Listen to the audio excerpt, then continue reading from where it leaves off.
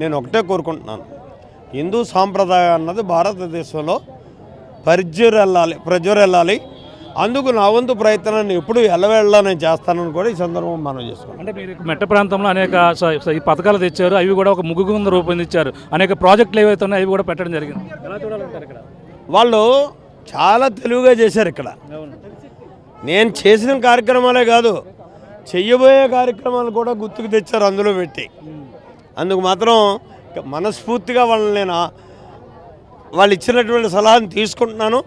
తొందరలోనే అవి కూడా పూర్తి చేస్తాను. ఈ సంక్రాంతి ద్వారా ప్రజలకు ఇంకా ఏం తెలియజేసుకున్నారు? ఇంకా పండగ ఏ విధంగా జరుపుకోవాలని సంప్రదాయాలను కూడా కనుమరుగైపోతున్నాయి. ఎలా చూడాలంటారు?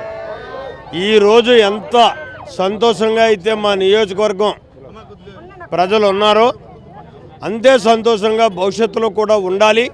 ఆ ఉండేటువంటి పరిస్థితులు కల్పించాల్సిన బాధ్యత నా మీద ఎక్కువ ఉందని కూడా నేను గ్రహించి అందుకు కట్టుబడి పనిచేస్తానని కూడా ఈ సందర్భంగా మనం చేసుకుంటాం. ఈ ఆర్టీవీ ద్వారా మా నియోజకవర్గ సోదరులకి సోదరిమణులకి కూడా ప్రత్యేకమైనటువంటి సంక్రాంతి శుభాకాంక్షలు తెలియజేసుకుంటూ నమో వెంకటేశాయ.